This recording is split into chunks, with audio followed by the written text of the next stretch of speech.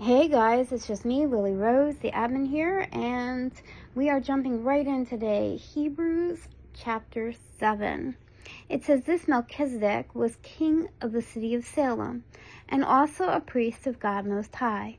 When Abraham was returning home from winning a battle against the kings, Melchizedek met him and blessed him.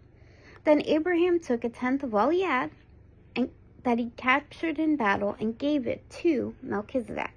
The name Melchizedek means king of justice, and king of Salem means king of peace. There is no record of his father or mother, or any of his ancestors, no beginning or end to his life. He remains a priest forever, resembling the Son of God. Consider then how great this Melchizedek was. Even Abraham, the great patriarch of Israel, recognized this by giving him a tenth of what he had taken in battle.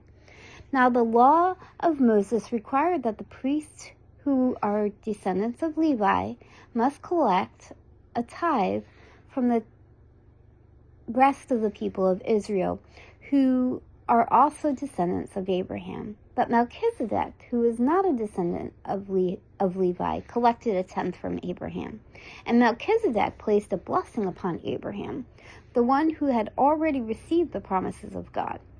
And without question, the person who has the power to give a blessing is greater than the one who is blessed. The priests who collect tithes are men who die, so Melchizedek is greater than they are, because we are told that he lives on.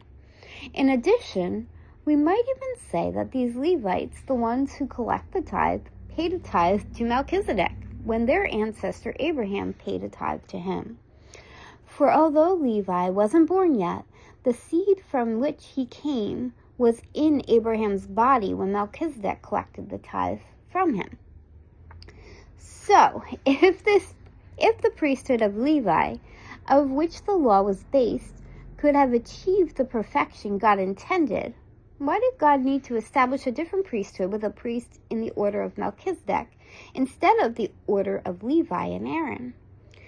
And if the priesthood is changed, the law must also be changed to permit it. For the priest we are talking about belongs to a different tribe, whose members have never served at the altar as priests.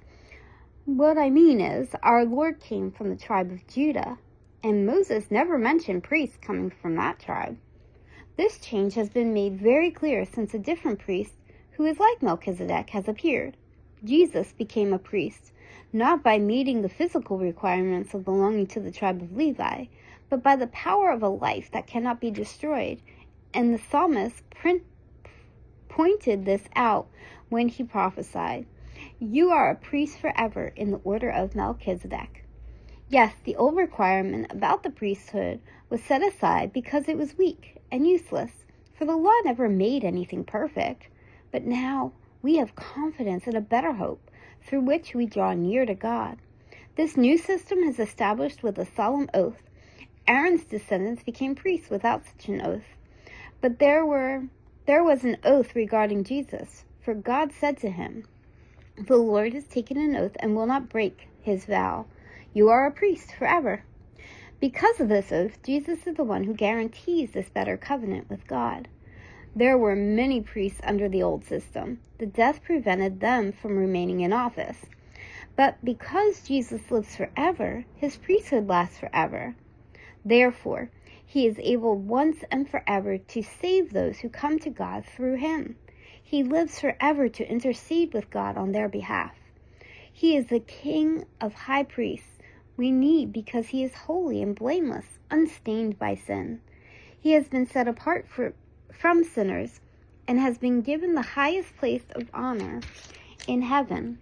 Unlike those other high priests, he does not need to offer sacrifices every day.